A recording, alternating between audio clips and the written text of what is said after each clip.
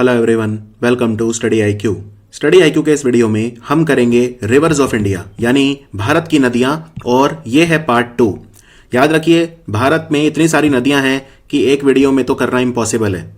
तो मैंने part 1 upload कर दिया था, ठीक है, आज से लगभग एक हफ्ते पहले, और ये है पार्ट 2। तो पार्ट 2 ये वाला है और पार्ट 3 आएगा नेक्स्ट वीक, एक हफ्ते बाद। तो 3 भागों में हम भारत की नदियां पढ़ रहे हैं। ये है पार्ट 2। अभी तक हमने कौन कौन सी नदियां पढ़ी हैं? पार्ट 1 में हमने ये पूरा खत्म कर दिया था। इंडस जो है, गंगा और यमुना, ठीक है, गंगा और यमुना, यानी हमने, आप कह सकते हो, लगभग 1/3 भारत हमने खत्म कर दिया था।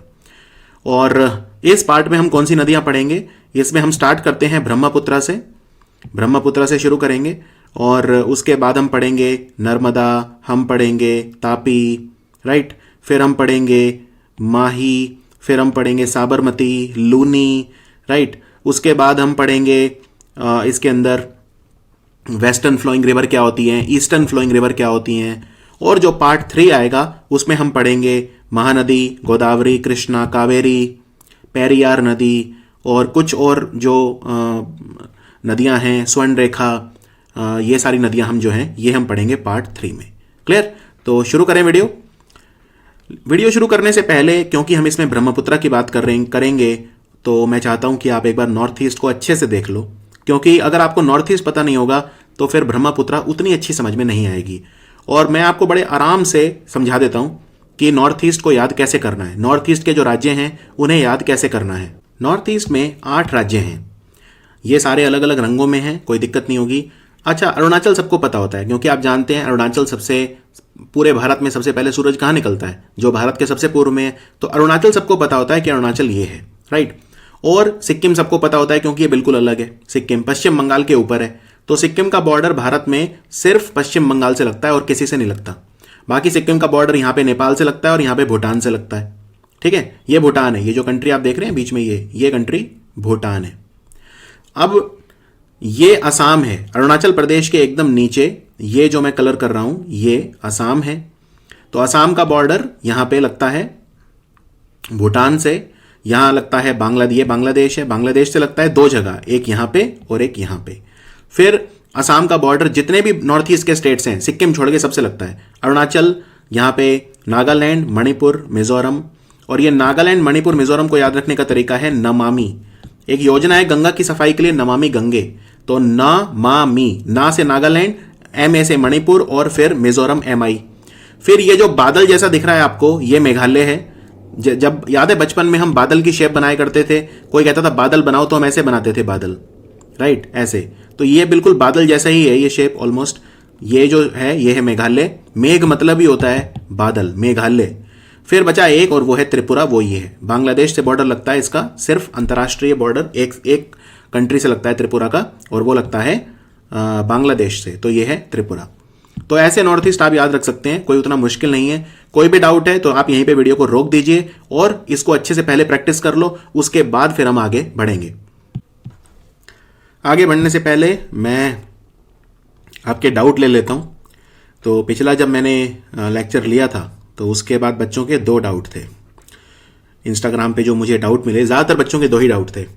सबसे पहला डाउट तो ये था कि आपने बताया लेक्चर नंबर 1 में कि यमुना की सबसे बड़ी ट्रिब्यूटरी है टॉन्स, लेकिन टॉन्स तो सिर्फ लगभग 150 किलोमीटर है, और यमुना की एक और ट्रिब्यूटरी है चंबल, जो 1000 किलोमीटर से भी ज़्यादा लंबी है। तो फिर आपने टॉन्स क्यों कहा? बड़ा अच्छा डाउट है बच्चों का। देखो, अंग्रेजी में 2 वर्ड होते हैं, एक होता है लार्जेस्ट और एक होता है लॉन्गेस्ट। लार्जेस्ट मतलब होता है जो सबसे बड़ी है। बड़ी किस सेंस में? जो सबसे ज्यादा पानी डाल रही है, उसमें वॉल्यूम डाल रही है पानी का, उस सेंस में हम लार्जेस्ट बोलते हैं कि वो सबसे ज्यादा बड़ी है। एक होता है लॉन्गेस्ट। लॉन्गेस्ट का मतलब होता है जो सबसे ज्यादा लंबी है। तो मैंने कहा था कि टॉन्स नदी जो है वो लार्जेस्ट ट्रिब्यूटरी है, यानी कि सबसे बड़ी। लॉन्गेस्ट जो है वो है चंबल, इसमें कोई शक नहीं। लॉन्गेस्ट पूछें चंबल, लार्जेस्ट पूछें टॉन्स। तो ये तो आपका पहला डाउट है। फिर कुछ बच्चों ने पूछा कि सर, गंगा नदी में आपने बताया कि गंगा नदी यूपी में एंटर करती है बिजनौर से और निकल जाती है बलिया से। तो ये देखिए, यूपी में घुस रही है, यूपी में बिजनौर में घुस रही है और बलिया से निकल जा रही है। उसके बाद बिहार में घुसती है, बिहार है। तो क्या आप ये बता सकते हैं कि बिहार में कहां से घुसती है और कहां से निकलती है? ये मुझे कम से कम 100 बच्चों ने पूछा था। बड़े आराम से बता देता हूं, क्या दिक्कत है। ये देखो, ये बिहार का मैप है। अब ये बलिया से निकली, बलिया से निकल गई, घुस गई बिहार में। तो ये डिस्ट्रिक्ट है बक्सर। ये जो डिस्ट्रिक्ट आप देख रहे हैं, बक्सर में भी कहां, तो एक जगह आती है चौसा। चौसा, चौसा नाम की जगह है बक्सर। तो गंगा नदी बिहार में सबसे पहले कहां घुसती है? गंगा नदी बिहार में सबसे पहले घुसती है चौसा, बक्सर में घुसती है। फिर ये पूरा ट्रेवल करती है बिहार, ये देखिए ऐसे, और फिर ये निकल जाती है यहां से। और ये है कहलगांव। कहलगांव कहां है? कहलगांव है बिहार के भागलपुर में। तो आपको सवाल का आंसर मिल गया। और ये बिहार सरकार की जो पर्यावरण मंत्रालय है, उनकी वेबसाइट है, ये उसका स्क्रीनशॉट है। वो भी यही कहते हैं कि भाई गंगा नदी एंटर करती है सबसे पहले चौसा, बक्सर में, और निकल जाती है फिर वो कहलगांव से, और फिर वो झारखंड के साहेबगंज में एंटर करती है। ठीक है, क्योंकि बिहार, अगर आप ध्यान से देखें मैप में, यहां पे देखिए, बिहार से जैसे ही निकलती है तो उसके बाद वो झारखंड जाएगी। ये झारखंड है, ये जो नीचे आप देख रहे हैं ये राज्य, ये झारखंड है बिहार के नीचे। तो वो साहेबगंज में जाती है। और आपको बता दूं कि पूरे झारखंड में सिर्फ एक ही डिस्ट्रिक्ट है जहां पे फ्लो करती है गंगा, और वो है साहेबगंज। साहेबगंज। कोई डाउट? तो यही 2 डाउट थे आपके, बाकी तो कोई डाउट नहीं था। और गंगा को तो हमने बहुत अच्छे से कर ही लिया था, बाकी इंडस कर लिया था, और ये यमुना है, और ये भी हमने अच्छे से कर लिया था। चलिए अब आते हैं ब्रह्मपुत्र पे। आज का वीडियो शुरू करते हैं। और पहले मैं आपको कंसेप्ट क्लियर कर दूं कि भाई ब्रह्मपुत्र जो है उसका वो कहां से कहां फ्लो करती है। तो ये बहुत ही सिंपल रिप्रेजेंटेशन है ब्रह्मपुत्र नदी का, और इसको हम डिटेल में स्टडी करेंगे, लेकिन पहले एक सिंपल रिप्रेजेंटेशन जरूरी होता है। देखिए, ये है तिब्बत, तिब्बत, ठीक है। तिब्बत में ये हैं कैलाश मानसरोवर के पहाड़, कैलाश पहाड़, मानसरोवर हो गया। मानसरोवर के पास से ब्रह्मपुत्र निकली, मानसरोवर से नहीं निकली, मानसरोवर के पास से निकली। मानसरोवर के पास से 3 नदियां निकलती हैं, सिंधु, फिर जो शिपकिला पास ट्रेवल करके इंडिया आती है, यानी कि हम बात कर रहे हैं यहाँ पे सतलुज नदी की। सतलुज नदी शिपकिला पास से निकल के, और तीसरी ब्रह्मपुत्र। अब ये जो ब्रह्मपुत्र है, देखिए ध्यान से देखिए, अब इसका रूट क्या है। बड़ा आसान है, कोई मुश्किल नहीं है। ये इसका रूट है सबसे पहले, अच्छा आपके राइट हैंड साइड में ईस्ट होता है, लेफ्ट हैंड साइड में वेस्ट होता है। कोई कभी डाउट आए वेस्ट ईस्ट में तो समझ जाइए, क्योंकि ये नॉर्थ ईस्ट है, राइट। ये जो भारत का एरिया है नॉर्थ ईस्ट है, तो हम ईस्ट की, ईस्ट मतलब आपके राइट में। तो यहां से ये पूर्व की तरफ, पहले दक्षिण की तरफ गई थोड़ा सा, फिर ये पूर्व यानी ईस्ट की तरफ बह रही है, बह रही है, बह रही है। उसके बाद थोड़ा सा नॉर्थ की तरफ, और फिर ये घूम गई और भारत में आ गई। यानी अभी तक तो जो ब्रह्मपुत्र है वो यहां से लेके, इस पॉइंट से लेके और इस पॉइंट तक तिब्बत में ही बह रही है, चाइना में ही बह रही है। लेकिन उसके बाद वो इंडिया एंटर कर गई। अच्छा, इंडिया जब एंटर करी, यहां से घूम गई, तो कहां से घूमी? तो यहां पे एक पहाड़ है, इस पहाड़ को बोलते हैं नमचा बरवा। यह पहाड़ बहुत ज्यादा इंपॉर्टेंट है, एग्जाम में बहुत आता है। नमचा बरवा का जो पहाड़ है, इसके यहां से गॉर्ज में, गॉर्ज मतलब पहाड़ के अंदर जो छेद होता है उसे गॉर्ज बोलते हैं, GORGE। तो अगर ये पहाड़ है तो इसके ही अंदर से गॉर्ज बना के वो भारत की तरफ घूम जाती है। इसके अंदर से एक छेद है, वहां से भारत की तरफ घूम जाती है। तो ये नमचा बरवा का पहाड़ है, यहां से वो घूम गई और भारत आ गई। अब भारत कहां आएगी? ऑब्वियसली भारत अरुणाचल में आएगी सबसे पहले। तो ये ऊपर अरुणाचल है, फिर ये अरुणाचल को क्रॉस करी करी करी, फिर आ गई असम में। फिर असम को पूरा ट्रेवल करके यहां से, अब ध्यान से देखिए, ये मेघालय है, ये जो देख रहे हैं बादल जैसा, ये मेघालय है। ये मेघालय में नहीं जा रही है, ये ऊपर ही थोड़ा सा मेघालय से दूर है। तो ये असम को क्रॉस करके और फिर ये घुस गई बांग्लादेश, और फिर ये यहां से गंगा आती है, तो ये गंगा से मिली और फिर ये दोनों मिलके गिर गई पश्चिम बंगाल की खाड़ी में। वेरी वेरी इजी, ठीक है। ब्रह्मपुत्र जो है पहले यहां से दक्षिण की तरफ, फिर पूर्व की तरफ गई, पूर्व की तरफ चलती रही, हल्का सा नॉर्थ की तरफ गई, फिर पहाड़ में गॉर्ज बना के घूम गई इंडिया की तरफ, अरुणाचल गई, अरुणाचल से गई असम में, असम को ट्रेवल करा, फिर बांग्लादेश घुस गई, फिर गंगा के साथ मिल गई, मेघना बना दिया, और फिर गिर गई पश्चिम बंगाल में, पश्चिम बंगाल की खाड़ी में, बंगाल की खाड़ी, बे ऑफ बंगाल में। कोई डाउट यहां तक? तो ये आई अरुणाचल में, ठीक है, रफली बना रहा हूं, ये एकदम एग्जैक्ट नहीं बना रहा हूं। अरुणाचल में आई, यहां से ये नमचा बरवा का पहाड़ है, यहां से आई अरुणाचल में आई, फिर ये असम को ऐसे क्रॉस करी, फिर ये बांग्लादेश में घुस गई, फिर ये नीचे आके बे ऑफ बंगाल में गिर गई। ये है ब्रह्मपुत्रा, इतना सिंपल है, ठीक है। अब यहां पे इसकी 2-3 ट्रिब्यूटरी दिखाई है मैंने, जैसे मनास, तीस्ता, बराक। ये बराक नदी देखिए, ये बराक नदी मणिपुर, नागालैंड, असम, मिजोरम यहां पे बह रही है, ये अरुणाचल में नहीं बह रही, ठीक है, ये नीचे से आ रही है, ये इस तरफ से आ रही है। अब एक बात देखिए, ये ब्रह्मपुत्रा नदी जो है, मैं इस एरिया को जूम कर रहा हूं, तो ये ब्रह्मपुत्रा नदी ऐसे बह रही है। ब्रह्मपुत्रा नदी की दिशा क्या है? इस तरफ, यानी वेस्ट की तरफ, इस एरिया में सिर्फ, ठीक है, इस एरिया में इस तरफ बह रही है।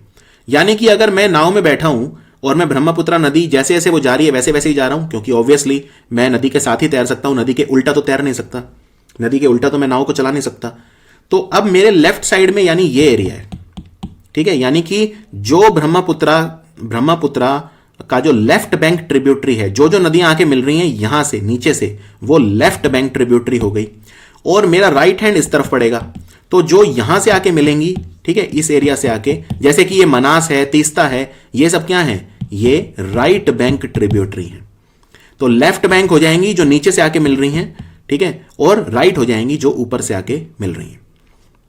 यहां पे एक और बड़े अच्छे से दिखाया हुआ है ये, इसमें यहां से ये देखिए, ये आई यहां से, और ये वो एरिया है जहां पे वो बांग्लादेश में एंटर कर रही है, ठीक है। ये मेघालय है, तो मेघालय में बिल्कुल भी नहीं एंटर करती, मेघालय के ऊपर से चली जाती है और ये बांग्लादेश में आ गई। फिर ये गंगा वाली धारा है, फिर ये मिल गई, और गंगा को क्या बोलते हैं? गंगा को क्या बोलते हैं बांग्लादेश में? पद्मा। और ये ब्रह्मपुत्रा को क्या बोलते हैं बांग्लादेश में? जमुना।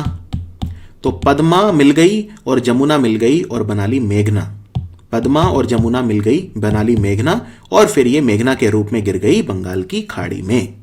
ये सैटेलाइट है, सैटेलाइट फोटो भी दिखा देता हूं, हर तरह से आप अपनी तसल्ली कर लो, ठीक है। ये आई असम क्रॉस करके, और ये आके ब्रह्मपुत्रा यहां से गंगा में मिल गई, और फिर ये मेघना बन के बंगाल की खाड़ी में गिर गई।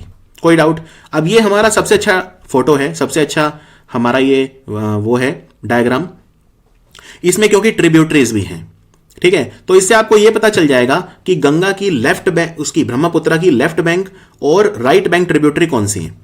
अब मैं सबसे पहले यहां पे ब्रह्मपुत्रा बनाऊंगा, तो ब्रह्मपुत्रा में बना रहा हूं, ठीक है, ब्रह्मपुत्रा में बना रहा हूं, ये ब्रह्मपुत्रा है। और अब आप इसमें खुद देख के बता सकते हो कि भाई लेफ्ट बैंक से कौन मिल रहा है और राइट बैंक से कौन मिल रहा है।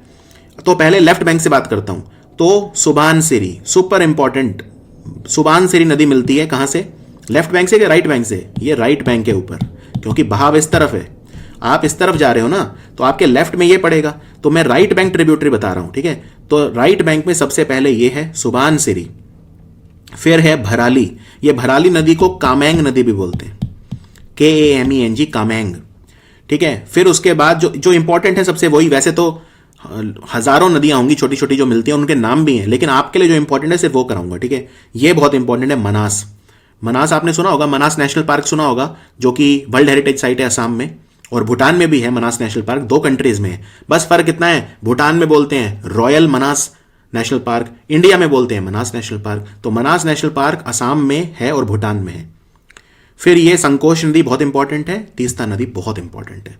तो ये सबसे important right bank tributaries Brahmaputra की कौन सी हैं?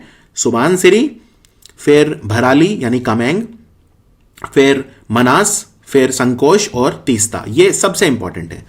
फिर अब आ जाते हैं राइट बैंक के बाद लेफ्ट बैंक पे। लेफ्ट बैंक वाली कौन कौन सी इंपॉर्टेंट है? लेफ्ट बैंक से कौन कौन सी? तो लोहित बहुत इंपॉर्टेंट है, लोहित नदी बहुत इंपॉर्टेंट है। फिर यहां पे दिखो इंपॉर्टेंट है, फिर यहां पे धानसिरी इंपॉर्टेंट है, कोपिली इंपॉर्टेंट है, बस यही है, ज्यादा नहीं है। तो लेफ्ट बैंक ट्रिब्यूटरी जो है उनमें लोहित, दिखो, धानसिरी और कोपिली। ब्रह्मपुत्रा अब आपको एकदम क्लियर हो जानी चाहिए। तो स्टडी करते हैं इसको। वैसे ब्रह्मपुत्रा नदी के दूसरे नाम क्या है? ब्रह्मपुत्रा नदी को हम बांग्लादेश में बोलते हैं जमुना, ठीक है, और तिब्बती भाषा में सांगपो बोलते हैं। कई जगह आप देखोगे तोसांगपो, बात एक ही है, स्वांगपो, तोसांगपो, आपको जैसे प्रोनाउंस करना है आप कर लो।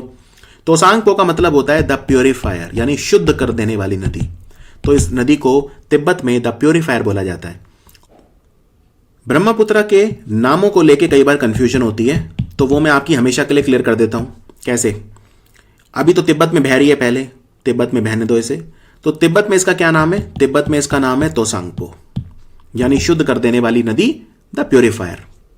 अब ये घुस गई यहां से नमचा परवा के यहां से घूम के अरुणाचल में, तो अरुणाचल में इसका क्या नाम है? ये अरुणाचल में आ गई। अरुणाचल में इसको बोलते हैं, दो नाम है इसके, एक तो है दिहांग और एक है सियांग। ध्यान से सुनिए, दिहांग और सियांग, दिबांग नहीं, दिहांग, इनमें भी फर्क है। एक है दिबांग, दिबांग नहीं, दिबांग तो इसमें मिल रही है, ये नदी दिबांग है जो इसमें ब्रह्मपुत्र में आके मिल रही है। ये तो सहायक नदी है दिबांग, मैं दिबांग की बात नहीं कर रहा, मैं दिहांग की बात कर रहा हूं। तो दिहांग और सियांग ये इसके नाम हैं अरुणाचल प्रदेश में। अब ब्रह्मपुत्र जो है वो आ गई असम में, तो असम में इसको ब्रह्मपुत्र बोलते हैं। यानी ब्रह्मपुत्र को पहली बार मैंने ब्रह्मपुत्र कहां बोला? ब्रह्मपुत्र को मैंने असम में एंटर करने के बाद ब्रह्मपुत्र बोला, उससे पहले तो इसके अलग अलग नाम है। तिब्बत में इसका नाम है तोसांगपो, अरुणाचल में इसका नाम है दिहांग और सियांग। कोई डाउट?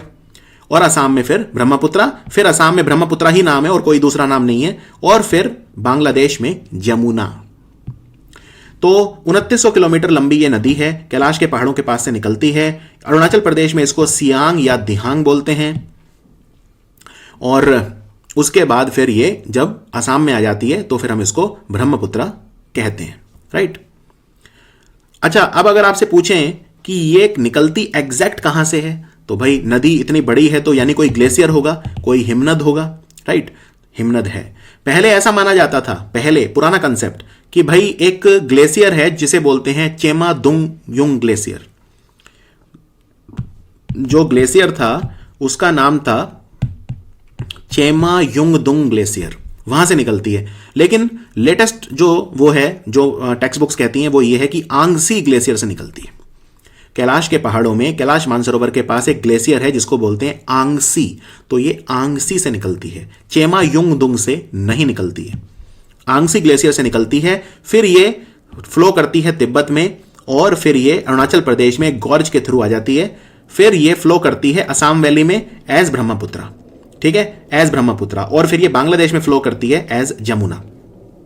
फिर ये गंगा डेल्टा जो है उसमें मिल जाती है, गंगा नदी में पद्मा के साथ मिल जाती है, जो गंगा नदी का बांग्लादेश में नाम है। और फिर ये पद्मा से मिलने के बाद मेघना जो है उसके रूप में फिर ये बंगाल की खाड़ी में गिर जाती है। तो जो मैंने आपको समझाया है वही लिख दिया है, ठीक है। अच्छा, जब अरुणाचल में घुस रही थी तो इसका नाम था तोसांगपो। फिर अरुणाचल में, अच्छा मैंने आपको बताया था अरुणाचल में इसके दो नाम है, एक तो सियांग और एक दिहांग।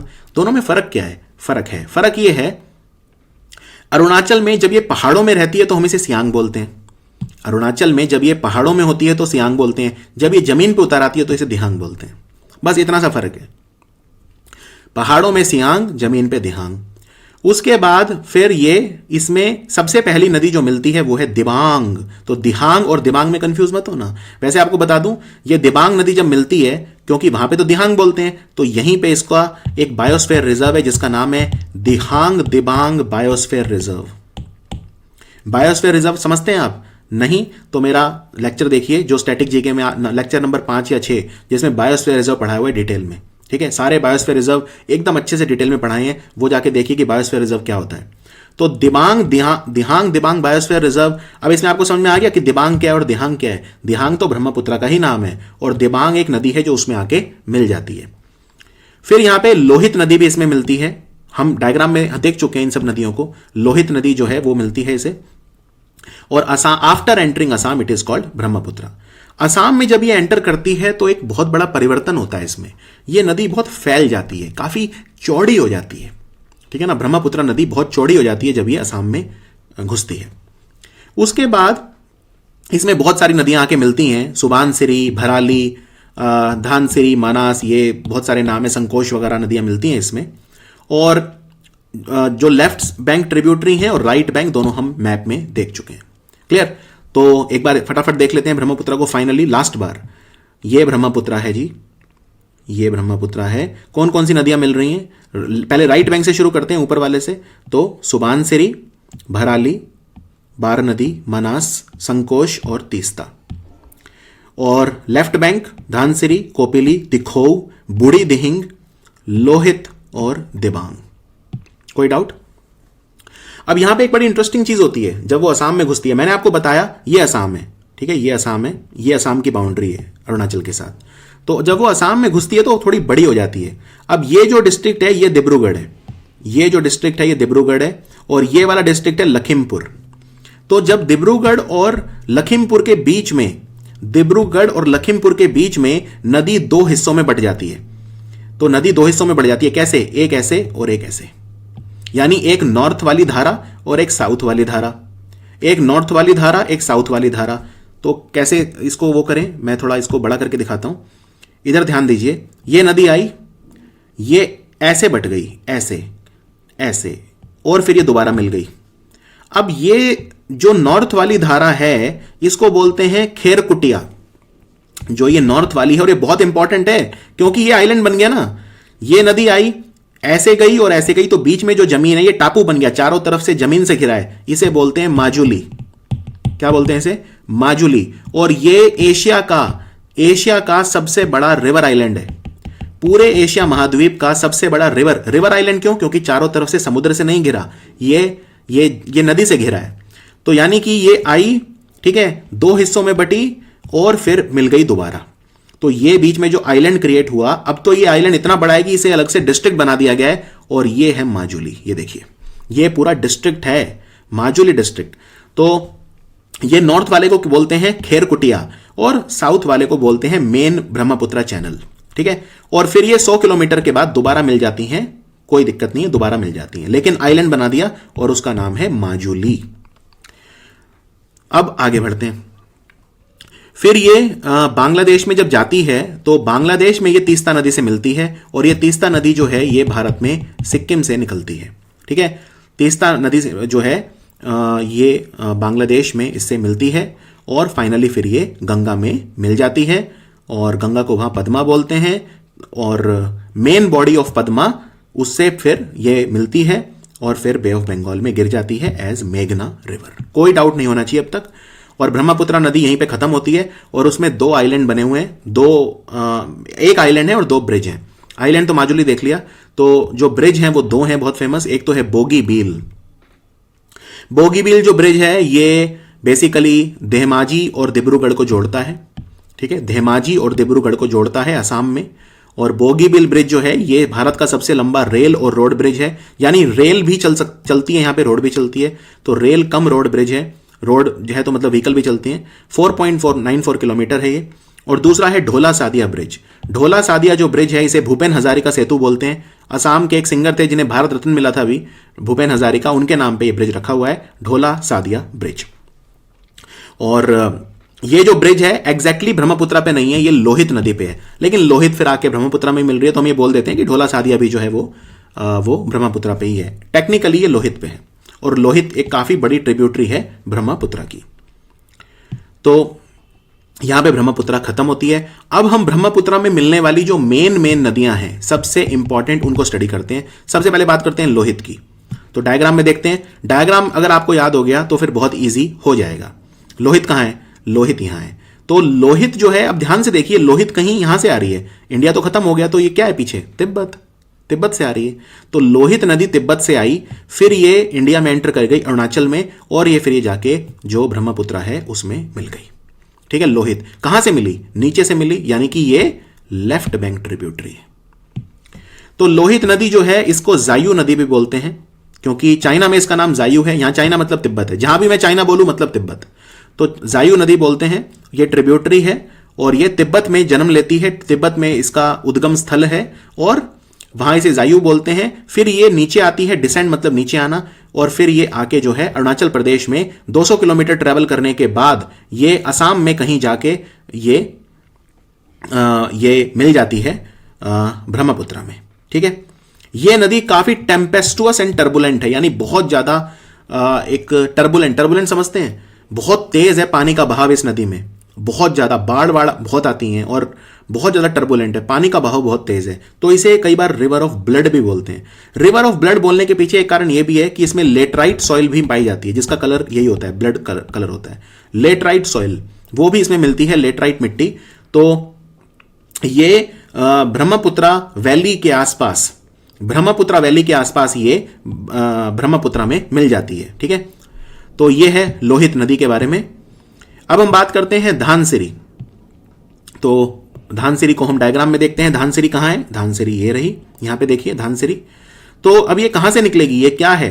ये असम चल रहा है, तो धानसिरी जो है वो धानसिरी रिवर जो है ये मेन रिवर है गोलाघाट डिस्ट्रिक्ट की, असम के, और दीमापुर नागालैंड। तो ये नागालैंड से निकलती है, यानी आप असम के भी अगर इधर आ जाएंगे तो यहां पे मैंने आपको बताया था न मा मी, तो ये नागालैंड, ये मणिपुर और ये मिजोरम। तो ये नागालैंड से निकलती है और उसके बाद ये असम में ट्रेवल करती है गोलाघाट डिस्ट्रिक्ट, और उसके बाद फाइनली आके ये ब्रह्मपुत्रा में मिल जाती है। राइट, ब्रह्मपुत्रा पे ये साउथ बैंक या जो लेफ्ट बैंक है वहां पे मिलती है, लेफ्ट बैंक से आती है। और एक और इंपॉर्टेंट बात, जब ये कार्बी आंगलोंग और नागालैंड के बीच बाउंड्री बनाती है, कार्बी आंगलोंग और नागालैंड यानी असम और नागालैंड की बाउंड्री बनाती है ये नदी। ठीक है, तो यहां पे इंटांकी नेशनल पार्क भी है। नागालैंड में जो इंटांकी नेशनल पार्क है वो इसी के किनारे है, धनसिरी रिवर के किनारे है। चलिए आगे बढ़ते हैं। अब बात करते हैं कामेंग की, जिसको भराली रिवर भी बोलते हैं। तो ये बहुत आसान है, कोई मुश्किल नहीं है। यहां पे देखिए ये जो नदी है इसकी बात हो रही है। ये नदी जो ब्रह्मपुत्रा में मिल रही है, ये ब्रह्मपुत्रा है, तो इसमें ये जो मिल रही है इसको बोलते हैं कामेंग रिवर। और अरुणाचल में डिस्ट्रिक्ट भी है इस नाम से, वेस्ट कामेंग वगैरह। तो कामेंग रिवर को पहले भराली रिवर बोलते थे। ये तवांग से निकलती है, वेरी इंपॉर्टेंट। तवांग जो एकदम भूटान बॉर्डर पे है, भूटान और तिब्बत से बॉर्डर लगता है जिसका, तवांग, तो तवांग से निकलती है ये। और उसके बाद ये ब्रह्मपुत्रा से मिलती है तेजपुर में। ये तेजपुर है सोनितपुर डिस्ट्रिक्ट असम में। यहाँ की जो लीची है वो बहुत फेमस है तेजपुर की। तो कामेंग नदी लगभग 264 किलोमीटर लंबी है और ये वेस्ट कामेंग और ईस्ट कामेंग डिस्ट्रिक्ट की बाउंड्री बनाती है कामेंग रिवर। ठीक है, यहां पे eagle nest wild life sanctuary और पक्के टाइगर रिजर्व भी है। पक्के टाइगर रिजर्व अरुणाचल में और eagle nest wild life sanctuary Kameng river के किनारे है। अब हम आते हैं सुबानसिरी नदी पे, सुपर इंपॉर्टेंट। सुबानसिरी को गोल्ड रिवर भी बोलते हैं। यह सबसे बड़ी ट्रिब्यूटरी है ब्रह्मपुत्रा की, लार्जेस्ट ट्रिब्यूटरी ऑफ ब्रह्मपुत्रा।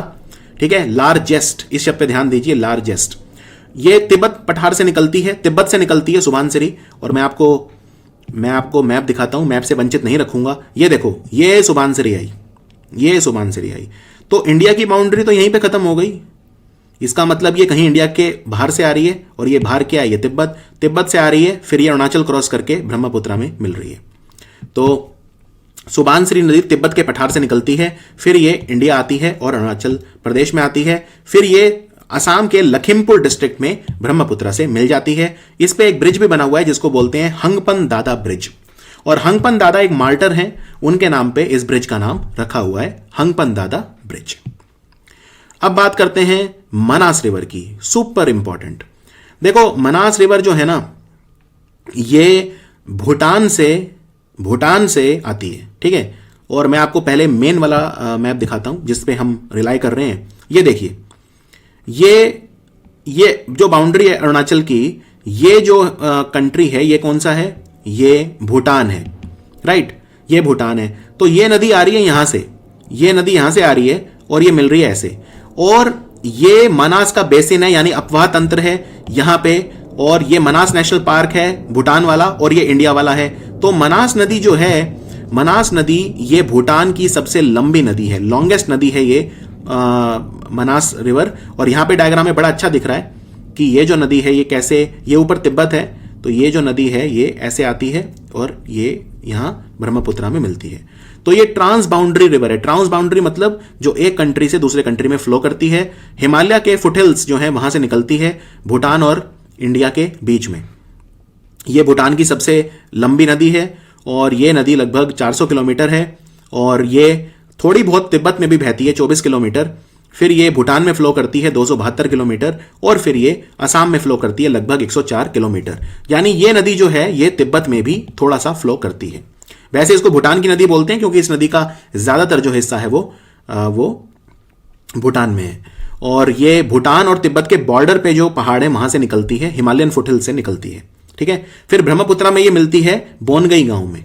बोनगई गांव में ये ब्रह्मपुत्रा में मिल जाती है। मनास नेशनल पार्क जो है टाइगर रिजर्व भी है और वर्ल्ड हेरिटेज साइट भी है यूनेस्को के द्वारा। तो एलिफेंट रिजर्व भी है, बायोस्फीयर रिजर्व भी है, मतलब मनास जो है वो सब कुछ है असम में। कोई डाउट? अब आते हैं दो और इंपॉर्टेंट नदियां हैं छोटी छोटी, संकोश और तीस्ता। तीस्ता उतनी छोटी नहीं है, संकोश थोड़ी छोटी है। संकोश भी भूटान की नदी है, तो संकोश नदी भी भूटान से निकलती है और फिर वो ब्रह्मपुत्रा में मिल जाती है असम में। ये मैं आपको एक बार डायग्राम पे ले चलता हूं दोबारा। अब हम बात कर रहे हैं इस नदी की, संकोश की। ठीक है, संकोश नदी भी आप देख सकते हैं कि इंडिया की बाउंड्री तो यहीं तक है, तो ये भूटान है, तो ये भूटान से निकली, ये भूटान से निकली, इंडिया आई और मिल गई ब्रह्मपुत्रा में। वेरी सिंपल, असम में। और ये तीस्ता है, लेकिन तीस्ता इंडिया में नहीं मिलेगी, तीस्ता यहां जाके मिल रही है और ये बांग्लादेश स्टार्ट हो गया है यहां से। तो तीस्ता नदी ब्रह्मपुत्रा में बांग्लादेश में मिल रही है। तो तीस्ता नदी जो है ये जमुना की ट्रिब्यूटरी है, क्योंकि बांग्लादेश में ब्रह्मपुत्रा को जमुना बोलते हैं। और ये जो नदी है काफी बड़ी है, एक्चुअली 320 किलोमीटर तक लगभग इसका जो है कोर्स है। और ये रंगपुर के पास बांग्लादेश में ये जमुना से यानी ब्रह्मपुत्रा से मिल जाती है। ठीक है, ब्रह्मपुत्रा में कोई डाउट मेरे को नहीं लगता अब आपको होना चाहिए। हमने काफी डिटेल में जो है पूरी की पूरी जो ब्रह्मपुत्रा रिवर है उसको अच्छे से पढ़ लिया है। तो अब हम आते हैं अपने अगले नदी पे, और वो है नर्मदा, तापी, साबरमती, लूनी, माही और तवा और ये सब नदियां, west flowing rivers of peninsular India. देखो, हम generally central India word use करते नहीं है। वैसे सब जानते हैं कि भाई नर्मदा तो सेंट्रल इंडिया में बहती है, क्योंकि सेंट्रल इंडिया की कोई डेफिनेशन नहीं है, तो हम पेनिनसुलर ही बोलते हैं उसे भी। ठीक है, तो अब पेनिनसुलर इंडिया मतलब क्या? पेनिनसुलर इंडिया मतलब ये है पेनिनसुलर इंडिया, क्योंकि पेनिनसुला बोलते हैं जो 3 तरफ से पानी से घिरा होता है, और ये 3 तरफ से पानी से घिरा है। यहां अरब सागर, नीचे इंडियन ओशियन और यहां से बे ऑफ बंगाल। अब पेनिनसुलर इंडिया में अगर आप देखें तो आपके लेफ्ट में वेस्ट होता है, राइट में ईस्ट होता है। ठीक है, तो महानदी, गोदावरी, कृष्णा और कावेरी ये किस तरफ बह रही हैं? ईस्ट में बह रही हैं। ठीक है, तो इसलिए इनके नाम नहीं लिखे क्योंकि ये ईस्टर्न फ्लोइंग रिवर है।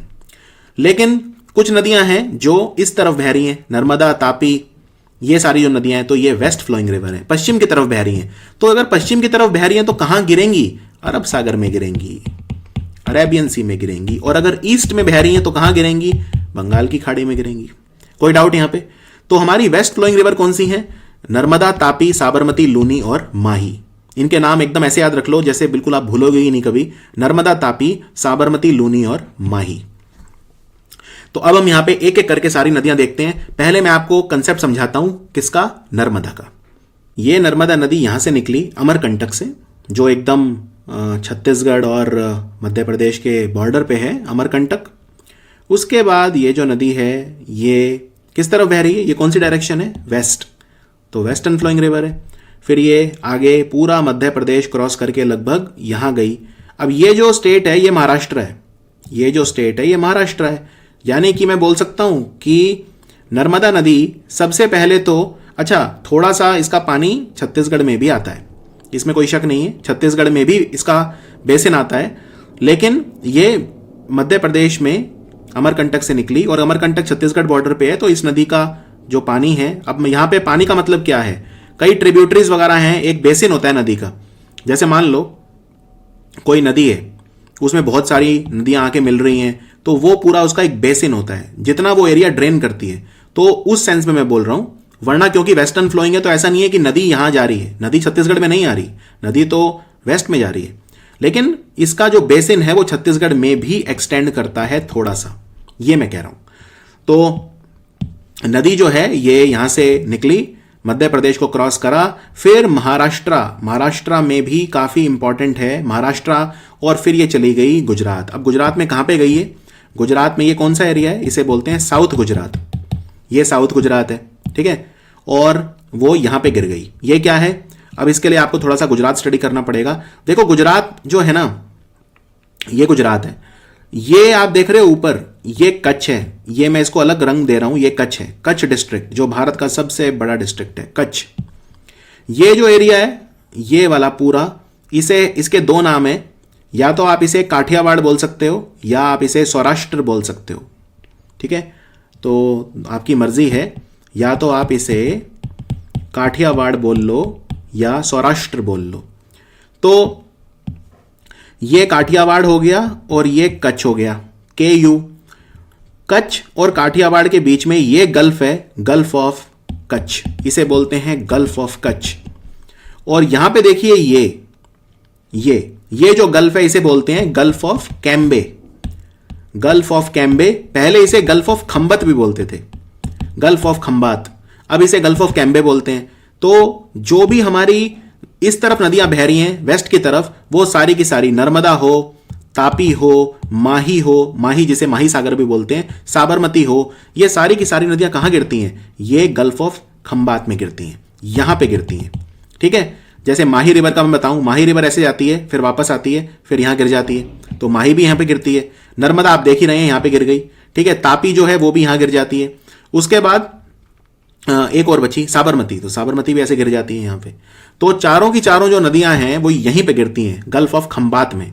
तो नर्मदा नदी क्लियर है। नर्मदा नदी ने मध्य प्रदेश क्रॉस करा, महाराष्ट्र को छुआ और गुजरात में फिर काफी बड़ी नदी है और फिर ये जो है गिर गई गल्फ ऑफ खंबात में। तो नर्मदा नदी का ओरिजिन अमरकंटक से होता है। क्या कोई और नदी है जो अमरकंटक से निकलती है? हाँ, सोन नदी है। सोन नदी जो है यहां से फिर साउथ से नॉर्थ की तरफ बहती है और गंगा में जाके मिल जाती है।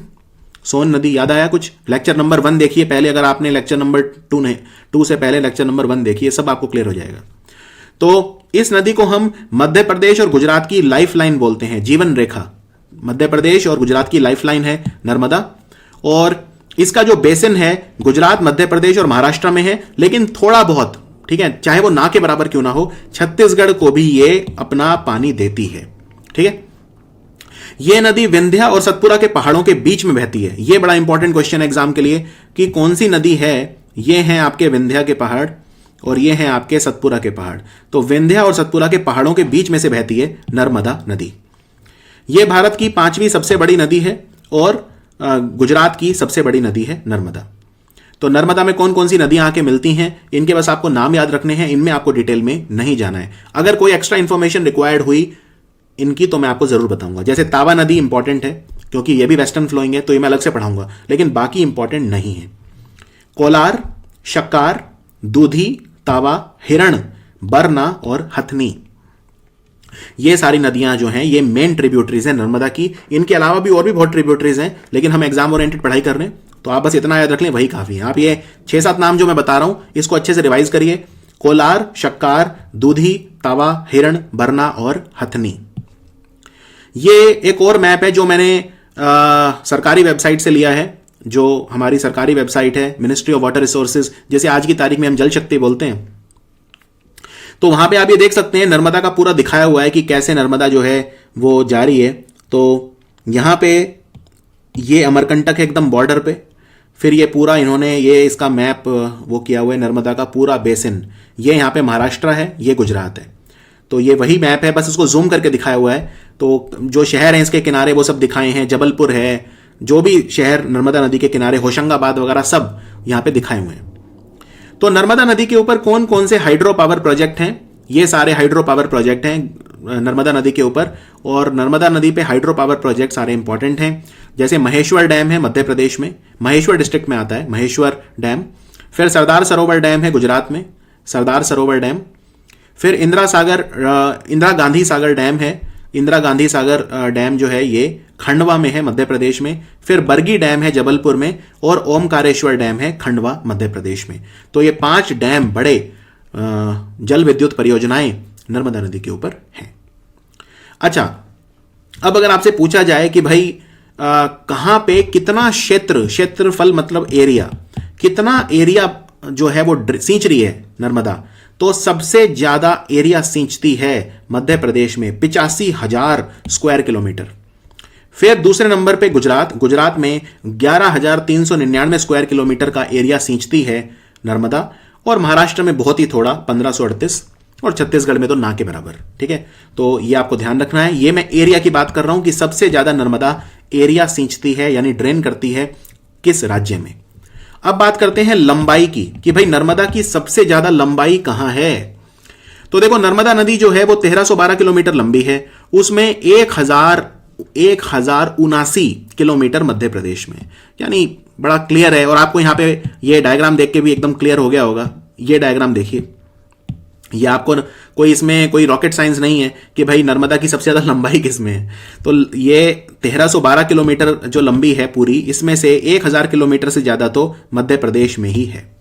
ठीक है, तो मध्य प्रदेश में जो है इसकी लंबाई सबसे ज्यादा है, कितनी? 1079 किलोमीटर मध्य प्रदेश में है। और बस इतना याद रख लो, इतना काफी है। उसके बाद जो 159 किलोमीटर है वो गुजरात में है, 159 किलोमीटर जो है वो गुजरात में है। उसके बाद गुजरात में, और महाराष्ट्र को तो सिर्फ छूती है, तो तीसरे नंबर पे आती है। लेकिन अगर आप देखें एरिया, तो एरिया में जो है सेम ही है, पहले नंबर पे मध्य प्रदेश, दूसरे में गुजरात, तीसरे पे महाराष्ट्र। सेम है, मतलब लेंथ भी सेम है, एरिया भी सेम है। लेकिन हर बार ये जरूरी नहीं है, जैसा कि हम आगे देखेंगे दूसरी नदियों में। अब यहां पे इस पे कौन कौन से वाटरफॉल हैं, जलप्रपात है नर्मदा नदी पे? निनई फॉल है गुजरात में, निनई फॉल। फिर धुआंधार वाटरफॉल है जबलपुर में। सुपर इंपॉर्टेंट, ये क्वेश्चन बहुत बार आता है, धुआंधार वाटरफॉल। निनई भी काफी आ चुका है। और कपिल धारा है अनूपपुर डिस्ट्रिक्ट, कपिल धारा। और अनूपपुर में ही तो अमरकंटक है, यानी अमरकंटक से निकलते ही सबसे पहला जो जलप्रपात नर्मदा पे आता है वो कौन सा है? वो है कपिल धारा। कोई डाउट? सबसे पहला वाटरफॉल अनूपपुर डिस्ट्रिक्ट, क्योंकि अमरकंटक भी अनूपपुर में ही है, तो सबसे पहला वाटरफॉल जो नर्मदा बनाती है वो है कपिल धारा। आगे बढ़ते हैं। अब उसके बाद ये अपना पूरा पश्चिम की तरफ बहेगी और फिर ये गिर जाएगी गल्फ ऑफ खंबात में, यानी कि कैम्बे, गल्फ ऑफ खंबात, या इसको कई बार कैम्बे लिखा होता है, तो उसमें गिर जाएगी अरब सागर में। ठीक है, कोई डाउट? और ये भरूच के पास गिरती है, भरूच से लगभग 30 किलोमीटर दूर ये गिर जाती है कैम्बे में। तो भरूच शहर जो गुजरात में है वो कौन सी नदी के किनारे है? वो नर्मदा के किनारे है। अब ऐसे ही मैं पूछूं सूरत शहर और तापी डिस्ट्रिक्ट कौन सी नदी के किनारे है? तो वो तापी नदी के किनारे, तो नाम ही तापी रखा हुआ है। ऐसे ही गुजरात में एक और डिस्ट्रिक्ट है नर्मदा डिस्ट्रिक्ट, उसका नाम नर्मदा डिस्ट्रिक्ट क्यों रखा है? क्योंकि नर्मदा वहां बह रही है। ठीक है, तो भरूच भी नर्मदा के किनारे है और नर्मदा डिस्ट्रिक्ट भी नर्मदा के किनारे है। नर्मदा डिस्ट्रिक्ट में ही है statue of unity, statue of unity जो है वो नर्मदा डिस्ट्रिक्ट में। अच्छा, अगर मैं पूछूं कि भाई सबसे लंबी नदी भारत की कौन सी है जो पश्चिम की तरफ बहती है, पश्चिम की तरफ, तो वो कौन सी है? वो है नर्मदा। क्योंकि गंगा वंगा ये सब कहां बह रही थी? गंगा बंगाल की खाड़ी में गिर रही है, इसी से समझ जाइए कि भाई वो ईस्ट की तरफ बह रही है। ठीक है, ईस्ट की तरफ बह रही है। तो यहां पे, और यहां पे भारत की नदियों की बात हो रही है, हम यहां पे इंडस और ब्रह्मपुत्र को कंसिडर नहीं करेंगे। तो और महानदी गोदावरी कृष्णा कावेरी भी सब बंगाल की खाड़ी में गिरती हैं, तो वो भी ईस्ट फ्लोइंग है। तो वेस्ट फ्लोइंग सबसे लंबी हो गई नर्मदा। कोई डाउट? अच्छा, अब ये नदी, एक क्वेश्चन आपके दिमाग में आना चाहिए और मैं इसको बड़े कंसेप्चुअली बताऊंगा आपको कि भाई ये एक गुत्थी कैसे सुलझाई जाए कि ढलान तो एक तरफ ही हो सकती है ना। ये नदियां जो हैं, देखो मैंने एक वीडियो नंबर 1 में आपको यह बताया था कि जो हिमालय से निकलने वाली नदियां हैं वो ढलान उनमें बहुत इंपॉर्टेंट नहीं होती, क्योंकि ये नदियां हिमालय के बनने से पहले बनी थी, पहाड़ों के बनने से पहले बनी थी। तो ये नदियां पहले से थी, तो ये पहाड़ों में गॉर्ज बनाती हैं। हिमालय की जो नदियां होती हैं, हिमालय की जो नदियां हैं वो सारी की सारी पहाड़ों में छेद बना के निकल जाती हैं, क्योंकि हिमालय बाद में बने हैं और नदियां पहले बनी हैं, तो हिमालय उनके अराउंड बने हैं, राइट। लेकिन जो ये दक्षिण भारत की नदियां हैं, और यहां पे पेनिनसुलर नदी कहेंगे नर्मदा को, नर्मदा तापी वगैरह, तो ये कब बनी है? ये पहाड़ों के बनने के बाद बनी है। यानी कि पहाड़ पहले हैं, नदी बाद में बनी है। यानी जहां पहाड़ की ढलान होगी वहीं तो नदी बहेगी, क्योंकि पहाड़ पहले बन चुका है। यानी दक्षिण भारत की, चाहे वो नर्मदा और तापी हो, ठीक है, चाहे वो महानदी गोदावरी कृष्णा और कावेरी हो, ये ढलान पे निर्भर करती हैं।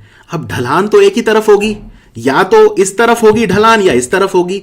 तो ऐसा कैसे कि ये 4 नदियां तो गिर रही हैं बंगाल की खाड़ी में और ये गिर रही हैं अरब सागर में? ये एक गुत्थी है, राइट। ये चारों तो इस तरफ ढलान है, इसका मतलब ढलान तो इस तरफ है, ये 4 नदियां इस तरफ आ रही हैं, लेकिन ये तो इस तरफ कैसे आ रही हैं फिर? तो ये गुत्थी मैं हमेशा के लिए सुलझा देता हूं। आपको एक डायग्राम दिखाऊंगा और वो है ये। देखो, हमारा जो दक्षिण भारत है, मतलब पेनिनसुलर इंडिया, यानी ये वाला एरिया, इसकी जो ढलान है ना वो बंगाल की खाड़ी की तरफ है। यानी कि ये झुका हुआ है हल्का सा।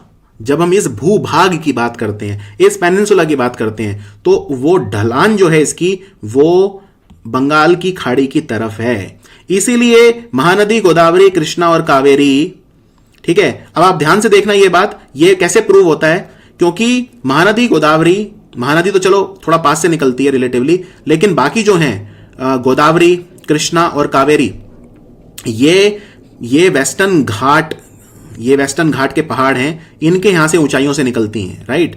तो ये यहां इनके अरब सागर तो बल्कि पास है, तो ये यहां क्यों नहीं गिर रही? अरब सागर तो एकदम साइड में है। नहीं, क्योंकि ढलान इस तरफ है। तो पेनिनसुलर जो रिवर्स हैं, पेनिनसुलर रिवर्स जो हैं वो पेनिनसुला के ढलान के हिसाब से गिरती हैं, और बंगाल की खाड़ी जो है बे ऑफ बंगाल, वहां की तरफ ढलान है। इस डायग्राम को ध्यान से देखिए। आप ये तो जानते हैं कि वेस्टर्न हाइट की, वेस्टर्न घाट की जो वेस्टर्न घाट है उसकी हाइट ज्यादा है और ये ईस्टर्न घाट है उसकी कम है, तो ढलान ग्रेडियंट जो बनता है वो ऐसे बनता है। इसलिए आप देखेंगे ये सारी नदियां वेस्टर्न घाट के यहां से निकलती हैं, लेकिन ये गिरती हैं इस तरफ, यानी कि ऐसे, ठीक है। ईस्टर्न घाट की तरफ आती हैं और फिर ये जाके गिर जाती हैं, ये जाके गिर जाती है बे ऑफ बंगाल में। तो फिर नर्मदा और तापी के साथ ऐसा क्यों नहीं है, वो बे ऑफ बंगाल में क्यों नहीं गिर रही? और ये समझने के लिए आपको समझना पड़ेगा रिफ्ट वैली क्या होती है। देखिए, देखो ये एक एबरेशन है, ये एक अपवाद है। जैसे आप ये इमेजिन करो कि ये हमारा साउथ इंडिया है, पेनिनसुलर इंडिया है, और ये वो चार नदियां हैं, महानदी गोदावरी कृष्णा कावेरी। अब ये तो ढलान के हिसाब से गिर रही हैं, इसमें तो कोई दिक्कत नहीं है, लेकिन यहां पे नर्मदा और तापी जो हैं वो रिफ्ट वैली में बहती हैं। रिफ्ट वैली एक अलग ही चीज है, और रिफ्ट वैली की जो ढलान होती है वो इस तरफ होती है, यानी कि अरब सागर की तरफ होती है। रिफ्ट वैली एक अपना ही रास्ता वो तय बनाती है और उसी में वो फ्लो करती हैं, तो वो ग्रेडियंट के हिसाब से फिर फ्लो नहीं करती, राइट। रिफ्ट वैली की डायरेक्शन जो है वो अरब सागर की तरफ है। मैं आपको बताता हूं रिफ्ट वैली क्या होती है। ये होती है रिफ्ट वैली। तो नर्मदा और तापी जो हैं ये रिफ्ट वैली में बहती हैं। ये इनके लेफ्ट में भी रिफ्ट है और इनके राइट में भी रिफ्ट है, तो ये नदियां इसलिए फैल भी नहीं पाती। याद रखिए, इनकी एक अपनी ही इनकी एक ज्योग्राफी है नर्मदा और तापी की। तो और रिफ्ट वैली की डायरेक्शन ऑपोजिट है हमारी पेनिनसुलर स्लोप की डायरेक्शन के, तो इसीलिए नर्मदा और तापी जो हैं वो अरब सागर में बहती हैं, ठीक है। रिफ्ट वैली में बहने की वजह से जो है और सतपुरा और विंध्य और सतपुरा के पहाड़ हैं वहां पे, तो वो पहाड़ उनकी एक अपनी ढलान है। विंध्य और सतपुरा के जो पहाड़ हैं वहां पे रिफ्ट वैलीज होती हैं और उनकी एक अपनी ढलान है, और वो ढलान अरब सागर की तरफ है, वो बे ऑफ बंगाल की तरफ नहीं है। इसलिए फिर ये विंध्य और सतपुरा की रिफ्ट वैलीज में बहते हुए ये जाके मिल जाती हैं अरब सागर में। अब एक बात बताइए, नर्मदा मान लीजिए बह रही है, नर्मदा बह रही है इस तरफ ऐसे, ये नर्मदा बह रही है। अब इसके इधर भी पहाड़ हैं और इधर भी पहाड़ हैं, बीच में घाटी है उसमें बह रही है। तो क्या ये नदी फैल पाएगी? क्या ये नदी फैल पाएगी? नहीं फैल पाएगी। और नदी जब फैलती है तो क्या बनाती है? डेल्टा। तो क्या नर्मदा नदी और तापी नदी, क्योंकि तापी भी रिफ्ट वैली में बहती है, तो क्या नर्मदा और तापी डेल्टा बना पाएंगी? नहीं, ये सीधी जाके समुद्र से मिल जाएंगी। तो इसको बोलते हैं एस्ट्यूरी। ये फर्क होता है डेल्टा में और एस्ट्यूरी में। एस्ट्यूरी में नदी सीधी जाके जो है फैलती नहीं है ज्यादा, वो सीधी जाके समुद्र से मिल जाती है, तो उसे एस्ट्यूरी कहा जाता है। नर्मदा और तापी एस्ट्यूरी बनाती हैं, महानदी गोदावरी कृष्णा और कावेरी डेल्टा बनाती हैं। और डेल्टा बनाने की वजह क्या है? क्योंकि महानदी गोदावरी कृष्णा कावेरी जो है वो जमीन पे बहती हैं, रिफ्ट वैली में नहीं बहती। और जमीन पे जब वो बहती हैं, और एक बात और याद रखिए, जो ईस्टर्न घाट है हमारे वो कंटिन्यूस नहीं है। जैसे ये हमारे वेस्टर्न घाट हैं, ये तो एकदम कंटिन्यूस हैं, लगातार हैं, ठीक है। बस इनमें थोड़े थोड़े गैप हैं, ताल घाट, भोर घाट, पाल घाट वगैरह थोड़े बहुत गैप हैं। लेकिन जो ईस्टर्न घाट है वो कंटिन्यूस नहीं है, उनमें बीच बीच में जगह काफी है, तो नदी वहां पे काफी स्कोप है उसके फैलने का, तो नदियां फैल जाती हैं और डेल्टा बनाती हैं। अब नदी फैलती कैसे है उसको समझाता हूं। मान लो ये एक नदी है, ये ऐसे आ रही है, ठीक है, ये ऐसे आ रही है नॉर्थ से साउथ की तरफ। तो ये नदी आ रही है, नदी में मिट्टी वगैरह होगी, वो सब होगी, तो नदी में वो मिट्टी वगैरह बैठती जाएगी नीचे, धीरे धीरे बैठती जाएगी।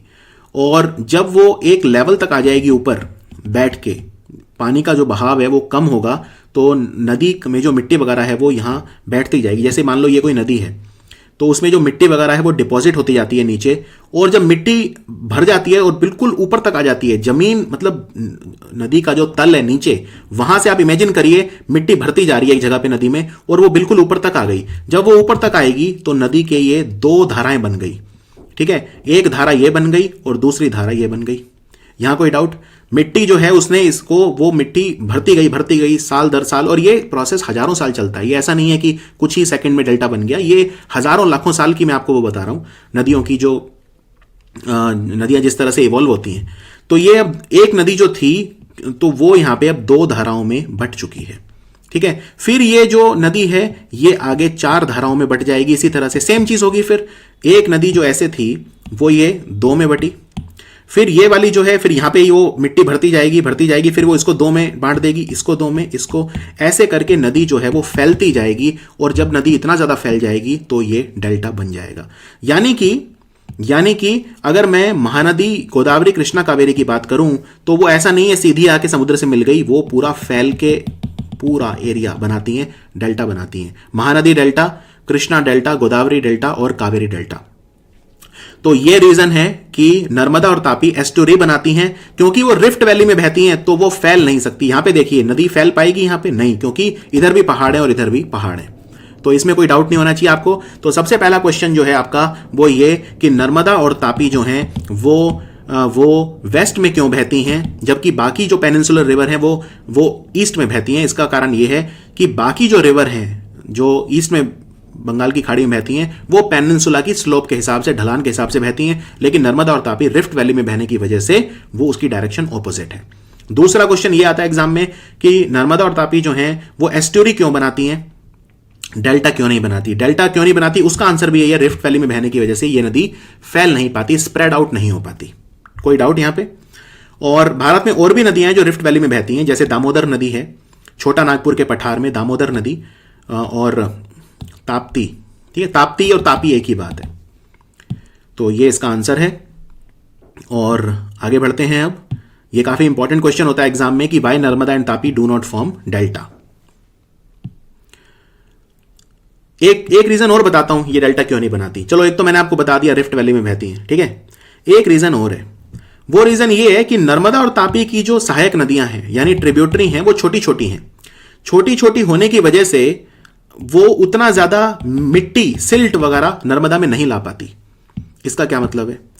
ये नर्मदा बह रही है तो नर्मदा में ये छोटी छोटी नदियां आके मिलती हैं। नर्मदा और तापी में जो सहायक नदियां ट्रिब्यूटरी मिलती हैं वो छोटी छोटी हैं, तो वो उतना ज्यादा मिट्टी वगैरह नर्मदा में नहीं डालती। इस वजह से नर्मदा का जो पानी का बहाव है वो बहुत ज्यादा है।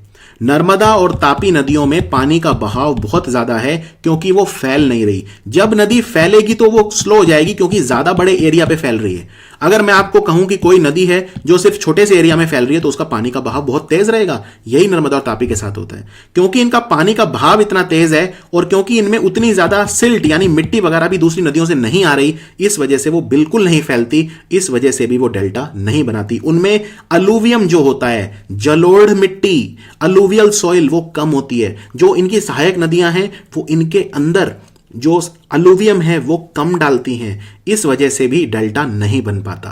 समझ गए? जब नदी धीरे बहती है तो वो फैलती है, धीरे धीरे बहती है, फैलती है। बहुत तेज और बहुत ही लिमिटेड एरिया में अगर फ्लो कर रही है तो इतनी तेज फ्लो करके निकल जाएगी, वो फैलेगी नहीं फिर। तो ये एक और रीजन है जो नर्मदा और तापी डेल्टा नहीं बनाती, वो एस्टुरी बनाती है। अच्छा, अब जो ये एस्टुरी होती है ना, ये बहुत इंपॉर्टेंट होती है। डेल्टा भी बहुत इंपॉर्टेंट होता है क्योंकि यहां पे मछली पकड़ी जाती है, ठीक है। जो फिशिंग होती है वो एस्टुराइन जोन्स में होती है और एस्टुराइन जोन की अपनी इकोलॉजी होती है। ऐसा क्यों? ऐसा इसलिए क्योंकि समुद्र का पानी है नमकीन यानी साल्ट वाटर, या इसे ब्रैकिश वाटर भी बोल सकते हो। लेकिन नदी का पानी कैसा है? नर्मदा और तापी का पानी कैसा है? उनका पानी तो नॉर्मल पानी है, ठीक है, यानी कि फ्रेश वाटर है। अब फ्रेश वाटर और सी वाटर, जहां पे एस्टुरी बनेगी, यानी एस्टुरी जो है जहां पे नर्मदा समुद्र से मिलेगी वहां पे पानी की मिक्सिंग होगी, पानी मिक्स होगा, मिलेगा। नमकीन पानी और जो नॉर्मल पानी है वो मिलेगा। तो उस एरिया की अपनी अलग इकोलॉजी होती है, अपनी अलग उसकी जैविक विविधता होती है, अपनी डाइवर्सिटी होती है। अलग तरह के जंतु, अलग तरह की मछलियां वहां पे पाई जाती हैं। मछलियों के लिए काफी ज्यादा वो इंपॉर्टेंट जोन होता है, फिशिंग जोन। वहां पे मछलियां पकड़ना काफी ज्यादा होता है उस एरिया में। एस्टुराइन जोन इज फिशरीज जोन और उस एरिया की अपनी कंप्लीट अलग इकोलॉजी होती है, ठीक है। अच्छा, अब एक बात और पूछता हूं, देखो ये हमारा साउथ इंडिया जो है, क्या इसमें सारी नदियां फिर ऐसी हैं नर्मदा तापी को छोड़ के जो इधर बहती हैं, जो जो बंगाल की खाड़ी में गिरती हैं? नहीं, कुछ छोटी छोटी नदियां हैं जिनके साथ ऐसा नहीं है। जैसे फॉर एग्जाम्पल यहाँ पे कर्नाटक है कहीं, ये केरल है, केरल के ऊपर कर्नाटक है, तो कर्नाटक में एक नदी है जिसको बोलते हैं श्रावती नदी। श्रावती नदी, राइट, वो यहां निकलती है, यहीं गिर जाती है अरब सागर में। वो इस तरफ क्यों नहीं आ रही? क्या वो भी रिफ्ट वैली में बहती है? नहीं, वो रिफ्ट वैली में नहीं बहती, लेकिन फिर वो यहां कैसे गिर जाती है? रिफ्ट वैली का तो समझ में आता है भाई, ठीक है, उसकी एक अपनी ढलान है जो विपरीत है पेनिनसुला के, लेकिन जो ये छोटी छोटी नदियां हैं, श्रावती है, पेरियार है, ये छोटी छोटी नदियां हैं, ये अरब सागर में कैसे गिर जाती हैं फिर? क्योंकि ये वेस्टर्न घाट के इस तरफ से निकलती हैं। ठीक है, वेस्टर्न घाट जो है उनकी स्लोप के, जैसे ये है, ये हमारा कोस्ट है, ये हमारा वेस्टर्न घाट है, ये हमारा वेस्टर्न घाट है। ठीक है, तो इनमें कई नदियां ऐसी हैं जो इस एरिया से निकलती हैं, तो ये फिर इस तरफ फ्लो करती हैं। इनके लिए अरब सागर जो है पास है, ये वहां पे फ्लो करती हैं। इस डायग्राम को देखिए, इसमें ये बड़ा अच्छे से समझाया हुआ है। ये जो है ये वेस्टर्न घाट है, तो वेस्टर्न घाट के ये नदी इधर से निकली और इनका ग्रेडियंट काफ़ी ज़्यादा है। जैसे फॉर एग्जांपल कर्नाटका में एक नदी है काली नदी या श्रावती नदी, ये वेस्टर्न घाट है, तो जो इधर से निकल रही हैं वो स्लोप उधर ले रही हैं, जो इधर से निकलेंगी वो सीधी यहाँ इस तरफ स्लोप लेंगी और तुरंत अरब सागर में गिर जाएंगी। और एक बात और है, ये नदियाँ भी जो हैं वो डेल्टा नहीं बनाती, यानी जो काली रिवर है या जो श्रावती नदी है, ये सब भी डेल्टा नहीं बनाती। क्यों नहीं बनाती, इसका रीजन अलग है। ये नदी इधर से निकल रही है, ठीक है, अब ये नदी सीधी यहां गिर रही है और इनके पास ट्रेवल करने को डिस्टेंस भी ज्यादा नहीं है, क्योंकि अरब सागर तो एकदम लगा हुआ है। हम इस एरिया की बात कर रहे हैं, हम ये वेस्टर्न घाट के पहाड़ हैं, ये मैं ब्लू कलर में बना रहा हूं, ये वेस्टर्न घाट के पहाड़ हैं, तो उन्हें तो उतना ट्रेवल करना ही नहीं है, वो तो यहां से निकली यहीं की यहीं गिरना है। समुद्र बहुत नजदीक है, समुद्र बहुत नजदीक है, तो डिस्टेंस ट्रेवल बहुत ज्यादा नहीं करना, और वेस्टर्न घाट की हाइट भी बहुत ज्यादा है, तो वेस्टर्न घाट से वो बड़ी स्पीड से नीचे आएंगी और एकदम से डिस्टेंस भी ज्यादा नहीं है, तो सीधा जाके समुद्र से मिल जाएंगी। फैलने का टाइम ही नहीं है, फैलने की जगह ही नहीं है, फैलने के लिए उतना डिस्टेंस ही नहीं है। ठीक है, तो बाकी नदियों का रीजन क्या है कि वो एस्टोरी कि वो डेल्टा नहीं बनाती, वो रिफ्ट वैली में नहीं बहती, फिर भी नहीं बनाती डेल्टा। ठीक है, क्यों? क्योंकि वो हाई ग्रेडियंट से गिरती हैं वेस्टर्न घाट के, और डिस्टेंस भी ट्रेवल करने को ज्यादा नहीं होता, और वो सीधी अरब सागर में गिर जाती हैं। तो इनमें कुछ नदियां हैं ऐसी छोटी छोटी नदियां हैं जो वेस्टर्न घाट से निकलती हैं और फिर वो अरेबियन सी में फ्लो करती हैं। तो आई होप ये सारे कंसेप्ट्स आपको क्लियर होंगे। अब हम आते हैं तापी रिवर के ऊपर। तापी रिवर का क्या सीन है? तापी रिवर को जुड़वा बहन बोलते हैं नर्मदा की, बिल्कुल, ये इसका बेसिन है। लेकिन इससे पहले मैं अगर आपको एक डायग्राम में दिखाऊं, ये देखो जुड़वा बहन क्यों बोलते हैं। थोड़ा सा यहां पे ऐसे बनाना होगा मुझे, गुजरात वाला एरिया जो है, तो ये नर्मदा ऐसे बह रही थी, इसी के साथ साथ बस तापी चलती है। बस फर्क क्या है? फर्क ये है, नर्मदा और तापी के बीच में पहाड़ आते हैं, इनको बोलते हैं सतपुरा के पहाड़। ठीक, और नर्मदा के ऊपर पहाड़ है विंध्या, तो नर्मदा तो बहती है विंध्या और सतपुरा के बीच में, और जो तापी है वो बहती है सतपुरा के साउथ में, सतपुरा के साउथ में, जस्ट डेक्कन के ऊपर। तो तापी भी रिफ्ट वैली में बहती है और बिल्कुल एकदम नर्मदा जैसी है हर तरह से, मतलब जो डायरेक्शन है, जो स्टेट्स कवर करती है, सब कुछ। तो तापी नदी जो है ये मध्य प्रदेश से निकलती है, ये मुल्ताई रिजर्व फॉरेस्ट से निकलती है बैतूल डिस्ट्रिक्ट में। उसके बाद ये मध्य प्रदेश को फ्लो करती है, पूरा महाराष्ट्र को टच करती है, गुजरात को में चली जाती है, और फिर ये जाके जो है ये सूरत के पास गिर जाती है गल्फ ऑफ खंबात में। ये भी गल्फ ऑफ खंबात में गिर जाती है। तापी नदी पे भी काफी सारे डैम हैं, जैसे काकड़ा पार डैम, उकई डैम, गिरना डैम या प्रकाश बैरेज। प्रकाश बैरेज, गिरना डैम, उकई डैम और काकड़ा पार डैम। यहां पे आप देख सकते हैं, बड़ा अच्छे से दिखाया हुआ है। देखो ये जो एरिया है ये महाराष्ट्र और मध्य प्रदेश का बॉर्डर है, ये जो एरिया है। अब इसमें आप देख सकते हो ये बैतूल है, बैतूल से ये नदी निकली, ये मध्य प्रदेश और महाराष्ट्र के बॉर्डर पे फ्लो करती है पूरा, और ये फ्लो करके ये ऐसे पूरा महाराष्ट्र को क्रॉस करके मध्य प्रदेश में भी बह रही है, महाराष्ट्र में भी बह रही है, और फिर ये गुजरात चली जाती है। गुजरात फिर ये जाके सूरत के पास जाके ये अपने गिर जाती है अरेबियन सी में। ठीक है, यानी महाराष्ट्र और मध्य प्रदेश में इसका मेन वो है, और फिर ये गुजरात में जाके गिर जाती है अरब सागर में। तो तापी नदी के बारे में थोड़ा और जानेंगे हम। तापी नदी जो है ये हिल्स में भी बहती है और प्लेन्स में भी बहती है। हिली जो एरिया हैं जिनमें सतपुरा, सातमाला, महादेव, अजंता, गावलीगढ़ की पहाड़ियां हैं, वहां पे काफी जंगल वाले इलाके हैं, वहां पे बहती है। और जो प्लेन्स वाला इलाका है उसे बोलते हैं खानदेश एरिया। खानदेश एरिया जो है यहां पे फर्टाइल एरिया है, ये यहां पे खेती होती है। यानी तापी नदी दो तरह के फिजिकल रीजन्स में बहती है। एक तो जंगलों वाला इलाका है जहां खेती नहीं होती, और एक जहां खेती होती है, कल्टीवेशन होती है, जिसे खानदेश का एरिया बोलते हैं। ये वेस्ट फ्लोइंग रिवर नर्मदा के बाद दूसरी सबसे लंबी है, और ये भी रिफ्ट वैली में बहती है, और ये भी एस्ट्यूरी बनाती है। तापी नदी की लंबाई कितनी है? 724 किलोमीटर। ठीक है। अच्छा, तापी नदी की सबसे ज्यादा लंबाई कहां है? मध्य प्रदेश में 282 किलोमीटर। 724 में से 282 किलोमीटर जो है वो मध्य प्रदेश में है। तो नर्मदा की लंबाई भी सबसे ज्यादा मध्य प्रदेश में है, और तापी की लंबाई भी सबसे ज्यादा मध्य प्रदेश में है। लेकिन अगर आप क्षेत्रफल की बात करें कि भाई ड्रेनेज एरिया, तो वो महाराष्ट्र में ज्यादा है।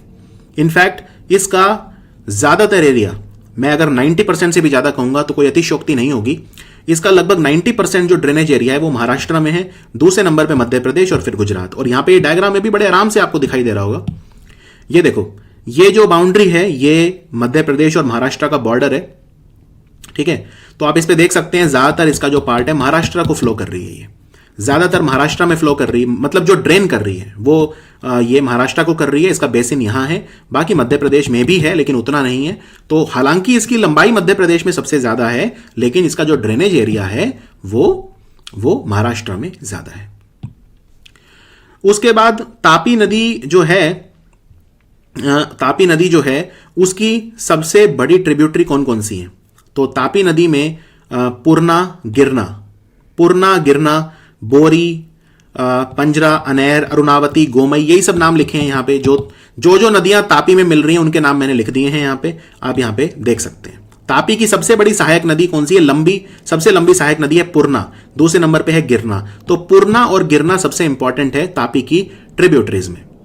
अब हम आते हैं माही नदी पे। तो हमने ब्रह्मपुत्रा पढ़ ली, नर्मदा पढ़ ली, तापी पढ़ ली और सारे कंसेप्ट पढ़ लिए। अब हम आते हैं माही रिवर पे। माही रिवर को हम माही सागर भी बोलते हैं। आपने गुजरात में एक डिस्ट्रिक्ट सुना होगा माही सागर, तो वो इसी के नाम पे है। तो माही सागर ये भी वेस्टर्न फ्लोइंग रिवर है, वेस्टर्न इंडिया में फ्लो करती है। मध्य प्रदेश में शुरू होती है, फिर ये राजस्थान में जाती है, फिर ये लौट के गुजरात में आती है, और फिर ये अरब सागर में गिर जाती है। माही सागर रिवर की जो एग्जैक्ट लोकेशन है, कहां से निकलती है, तो ये मिंडा विलेज है जो धार डिस्ट्रिक्ट मध्य प्रदेश में है। आइए मैं आपको मैप से समझाता हूं, बहुत इजी हो जाएगा। देखिए, ये इस एरिया पे फोकस करेंगे, यानी कि हम जो अब तीनों नदियां पढ़ेंगे, तो हम एक तो पढ़ेंगे ये नदी जो है लूनी, अगेन ये पश्चिम की तरफ बह रही है इस तरफ। फिर हम पढ़ेंगे साबरमती, और फिर हम पढ़ेंगे माही। लेकिन माही इनमें सबसे खास है, वो क्यों? देखो, ये निकली यहां से मध्य प्रदेश से, ठीक है, मध्य प्रदेश से फिर ये ऊपर आई, अब ये घुस गई राजस्थान में, राजस्थान में फिर ये नीचे लौट के वापस आई, गुजरात में घुसी, और फिर ये गल्फ ऑफ खंबात में गिर गई। यानी कि इस नदी का रास्ता बड़ा अलग तरह का है।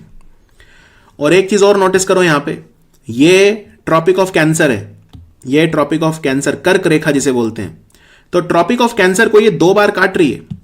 ये मध्य प्रदेश से निकली, फिर ये ऊपर गई, पहले ये नॉर्थ की तरफ फ्लो करती है राजस्थान की तरफ, तो ये ऊपर जा रही है, फिर ये लौट के आ रही है।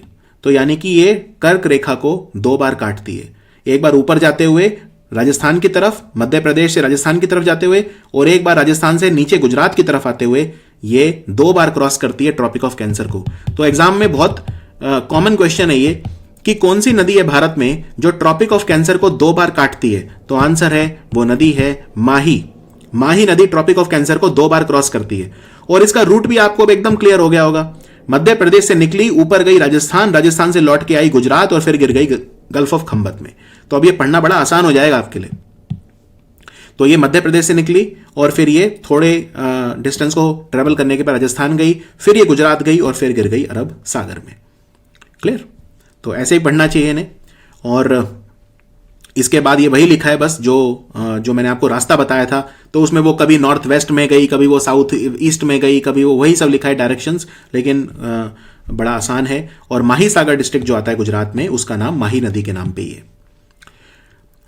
अब इसमें कौन कौन से डैम हैं इसके ऊपर? माही सागर, माही बजाज सागर डैम और कडाना डैम, ये दो हैं इस नदी के ऊपर, माही बजाज सागर डैम और कडाना डैम। और ये ट्रॉपिक ऑफ कैंसर को 2 बार काटती है, एक बार मध्य प्रदेश से राजस्थान जाते समय और एक बार राजस्थान से फिर गुजरात आते समय। अब यहां पे आपको एक बड़ी इंटरेस्टिंग चीज और बताता हूं। अब ये आपको दिख रहा होगा यहां पे, ये जब राजस्थान से गुजरात आ रही है तो ये ऐसे नीचे आ रही है, ये गुजरात के 4 डिस्ट्रिक्ट को पानी देती है, पंचमहल डिस्ट्रिक्ट, वडोदरा, आनंद और खेड़ा, आनंद और खेड़ा, तो इनको ये पानी देती है। ये भी आपको ध्यान रखना है, यहां पे आप देख सकते हैं ये 4 डिस्ट्रिक्ट जो हैं इनको ये पानी दे रही है। और एक इंटरेस्टिंग चीज जो मैं बताने वाला था वो ये है कि कई बार क्वेश्चन ये आता है कि कौन सी नदी है जो ट्रॉपिक ऑफ कैप्रिकॉर्न को 2 बार काटती है। अब देखो ट्रॉपिक ऑफ कैप्रिकॉर्न ये आपको पता होना चाहिए सब चीजें क्या हैं। ये हमारी धरती है, ये इक्वेटर है यानी भूमध्य रेखा, ये है ट्रॉपिक ऑफ कैंसर जो भारत से पास होता है, और ये है ट्रॉपिक ऑफ कैप्रिकॉर्न। ठीक है, ट्रॉपिक ऑफ कैप्रिकॉर्न, मकर रेखा इसे बोलते हैं हिंदी में। अब क्वेश्चन ये आता है कौन सी नदी है जो ट्रॉपिक ऑफ कैंसर को 2 बार काटती है, तो आंसर है माही नदी। और हमने देख लिया कैसे वो 2 बार काटती है, 2 बार क्रॉस करती है। कौन सी नदी है जो इक्वेटर को 2 बार क्रॉस करती है? अब इक्वेटर आप जानते हैं अफ्रीका से पास होता है, तो अफ्रीका में ये नदी है यहां पे जो कोंगो नदी है, ये इक्वेटर को 2 बार क्रॉस करती है। तो अगर पूछें इक्वेटर को कौन सी नदी 2 बार क्रॉस करती है, तो आंसर होगा कोंगो। और ट्रॉपिक ऑफ कैप्रिकॉर्न, तो यहां पे ये ट्रॉपिक ऑफ कैप्रिकॉर्न जो है ये पास होता है, एक नदी है जिसका नाम है लिम्पोपो। लिम्पोपो नदी जो है वो ट्रॉपिक ऑफ कैप्रिकॉर्न को 2 बार काटती है। तो लिम्पोपो नदी जो है वो कहां पे फ्लो करती है अगर ये पूछ लें, तो लिम्पोपो नदी जो है वो साउथ अफ्रीका में फ्लो करती है। साउथ अफ्रीका, मोजाम्बिक, मतलब ये भी अफ्रीकन कॉन्टिनेंट की नदी है लिम्पोपो। तो लिम्पोपो नदी जो है वो ट्रॉपिक ऑफ कैप्रिकॉर्न यानी मकर रेखा को 2 बार काटती है, उसको वो 2 बार क्रॉस करती है। तो ये मैंने सोचा आपको बता दूं, आ सकता है। अब माही नदी में बस इतना ही है, कुछ ज्यादा नहीं है। अब बात करते हैं साबरमती। साबरमती में भी कुछ ज्यादा नहीं है, आपको मैं डायग्राम में एक बार साबरमती दिखा दूं, बहुत ही आसान।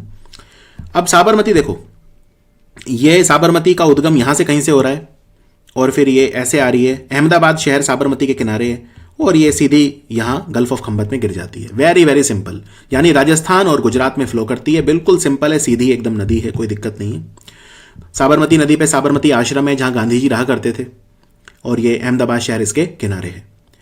तो साबरमती नदी 2 नदियों से मिलकर बनती है, एक का नाम है साबर और एक का नाम है हथमती। तो साबर और हथमती जब मिलती हैं तो बनती है साबरमती और ये राजस्थान और गुजरात में फ्लो करती है। ये राजस्थान से निकलती है उदयपुर से, राजस्थान के उदयपुर डिस्ट्रिक्ट से निकलती है और फिर ये साउथ की तरफ आती है, गुजरात की तरफ, और फिर ये अरब सागर में यानी कि गल्फ ऑफ खंबात में गिर जाती है। इसमें कुछ और छोटी छोटी नदियां मिलती हैं जैसे वकाल, वत्रक, सी वगैरह, इनके नाम कोई ज्यादा इंपॉर्टेंट नहीं है। अब बात करते हैं लूनी नदी। लूनी नदी, आइए आपको मैप में दिखाते हैं कि लूनी नदी कहां है। लूनी नदी जो जालौर, बाड़मेर, जोधपुर, ये सारे जो राजस्थान के जो डिस्ट्रिक्ट हैं, तो लूनी नदी यहां पे देख सकते हैं आप, ये राजस्थान से निकली, अजमेर से, अरावली की पहाड़ियों से, फिर ये पश्चिम और दक्षिण की तरफ गई। वेस्टर्न फ्लोइंग है तो वेस्ट में तो जाएगी, तो वेस्ट में गई और फिर ये यहां पे कहीं खो गई। ये कच्छ है तो ये कहीं रन ऑफ कच्छ में खो जाती है। यानी कि लूनी नदी जो है वो समुद्र में मिल ही नहीं रही। क्यों नहीं मिल रही, उसका रीजन बताता हूं।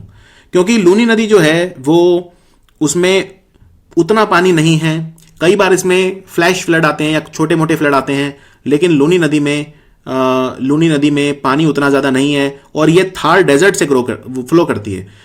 ये जो डिस्ट्रिक्ट हैं बाड़मेर जिनकी मैं बात कर रहा हूं, झालोर वगैरह, ये थार डेजर्ट का पार्ट है। तो थार डेजर्ट से जब फ्लो करती है तो डेजर्ट वाले एरिया में वहां पे इस नदी में जो वाष्पीकरण है वो भी काफी ज्यादा होता है, पानी का लॉस काफी ज्यादा होता है।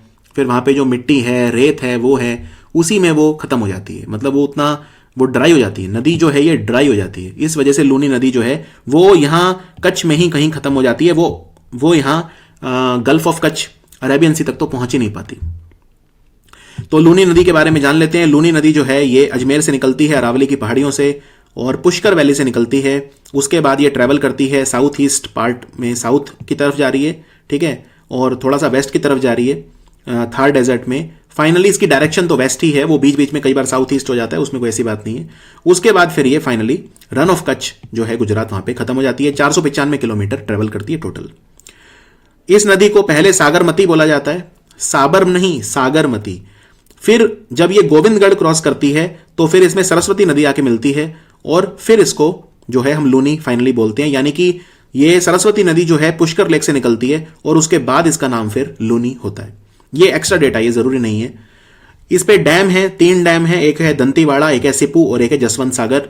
जसवंत सागर वहां के राजा थे जसवंत सिंह, उन्होंने बनवाया था, तो ये आपको ध्यान रखना है। अब हम आते हैं अगली नदी पे जो है तावा नदी। तावा नदी में कुछ खास नहीं है। तावा नदी बस ये भी वेस्टर्न फ्लोइंग है, ये भी पश्चिम की तरफ फ्लो करती है। और श्रावती नदी जो है कर्नाटक में, वो भी वेस्टर्न फ्लोइंग है। तो तावा रिवर जो है ये सतपुरा में सतपुरा के पहाड़ों से निकलती है, बैतूल में मध्य प्रदेश में, और ये नर्मदा नदी की सबसे लंबी ट्रिब्यूटरी है, यानी नर्मदा की सबसे लंबी ट्रिब्यूटरी है तावा नदी, ठीक है। फिर श्रावती नदी, श्रावती जो नदी है ये कर्नाटक से निकलती है, ये भी वेस्ट की तरफ बहती है और श्रावती नदी जॉग फॉल बनाती है। भारत में जॉग फॉल जो बनते हैं तो श्रावती नदी भी जो है वो जाके मिल जाती है अरेबियन सी में। तो यहीं पे हम खत्म करते हैं अपना वीडियो। आपको 3 क्वेश्चन की प्रैक्टिस करवाता हूं, तीनों क्वेश्चन एग्जाम में आ चुके हैं। नर्मदा नदी जो है वो पश्चिम की तरफ बहती है, लेकिन जो बाकी पेनिनसुलर नदियां हैं वो पूर्व की तरफ बहती हैं। ऐसा क्यों? ये यूपीएससी में आया था 2013 में। तो इसमें 3 ऑप्शन दिए हैं, 3 वो दिए हैं रीजन, इनमें से कौन सा ठीक है? पहला, क्योंकि वो लीनियर रिफ्ट वैली में बहती है। दूसरा, वो विंध्य और सतपुरा के बीच में बहती है। तीसरा, कि जो स्लोप है वो पश्चिम की तरफ है। तो देखो इसमें तीसरा ऑप्शन तो पहले निकाल लेते, बहुत ही गलत है। जो स्लोप है वो ईस्ट की तरफ है, पूर्व की तरफ है, बंगाल की खाड़ी की तरफ है, तो ये तो गलत हो गया। विंध्य और सतपुरा के बीच में बहती जरूर है, लेकिन क्या यही रीजन है कि वो वेस्ट की तरफ बहती है? क्या सिर्फ यही रीजन है कि वो विंध्य और सतपुरा के बीच में बहती है? बिल्कुल नहीं। विंध्य और सतपुरा के बीच में तो वो बह सकती है, लेकिन उसका ये ऑटोमेटिक मतलब नहीं होता कि इसलिए वो वेस्ट की तरफ बहती है। रीजन है ऑप्शन ए, यानी कि रिफ्ट वैली में बहती है। तो आंसर है 1 ओनली। उसके बाद कौन सी नदी है इनमें से जो दक्षिण से नॉर्थ यानी उत्तर की तरफ बहती है? दक्षिण से उत्तर की तरफ, ठीक है। जैसे गंगा है वो नॉर्थ से साउथ की तरफ बहती है, महानदी, गोदावरी, कृष्णा, कावेरी सब ऐसे ही हैं। तो साउथ से नॉर्थ, दक्षिण से नॉर्थ की तरफ, तो कृष्णा, महानदी, गंगा, आंसर है सोन नदी। सोन नदी अमरकंटक से निकलती है और ऊपर जाके गंगा से मिलती है, तो साउथ से नॉर्थ की तरफ बहती है, तो आंसर है सोन। फिर ये क्वेश्चन है यूपीएससी 2014 में आया था। इनमें से कौन सी नदी है जो अरुणाचल प्रदेश में बहती है? बराक नदी, लोहित नदी और सुबानसिरी। तो बड़ा आसान है, इसका आंसर है लोहित और सुबानसिरी। इन दोनों को तो हम देख ही चुके हैं, लोहित नदी भी देख चुके हैं, सुबानसिरी भी देख चुके हैं, ब्रह्मपुत्रा में मिल जाती हैं। बराक नदी नहीं है, बराक भी हमने डायग्राम में देखा था, जो मणिपुर, नागालैंड, मिजोरम और असम में बहती है, वो है बराक नदी, अरुणाचल में नहीं बहती, ठीक है। ब्रह्मपुत्रा की जो लेफ्ट बैंक ट्रिब्यूटरी है वो उनमें से है बराक नदी, तो बराक नदी नहीं बहती। तो इसका आंसर है 2 और 3 ओनली। तो इस तरह से कुछ भी क्वेश्चन बनाया जा सकता है एग्जाम में इस तरह के क्वेश्चन आते हैं। 4 नदियों के नाम दे देंगे, पूछेंगे इनमें से वेस्टर्न फ्लोइंग कौन सी है। 4 के नाम दे देंगे, पूछेंगे इनमें से ईस्टर्न फ्लोइंग कौन सी है। फिर 4 के नाम दे देंगे, पूछेंगे इनमें से कौन सी नदी डेल्टा नहीं बनाती, तो आंसर हमेशा नर्मदा और तापी रहता है, क्योंकि वो एस्टुरी बनाती है। इनमें से कौन सी नदी है जो रिफ्ट वैली में बहती है, तो भी आंसर नर्मदा तापी रहता है। तो क्वेश्चन किसी भी तरह से पलटा जा सकता है। इंतजार करिए पार्ट 3 का। पार्ट 3 में जब एक बार पूरा चैप्टर खत्म हो जाएगा तो मैं उसमें 20-25 क्वेश्चन आपको प्रैक्टिस कराऊंगा। पार्ट 3 का इंतजार करिए। ये वीडियो हाईली कंसेप्चुअल होते हैं, ये कोई ऐसे वीडियो नहीं है जो आप चलते फिरते देख लें। इनमें बैठ के डेडिकेशन से पढ़ना पड़ता है, पढ़ाई करनी पड़ती है, इसलिए इनमें समय लगता है। थोड़ा सा पेशेंस रखेंगे तो आपको मैं ज़्यादा दे पाऊंगा, उम्मीद से ज़्यादा।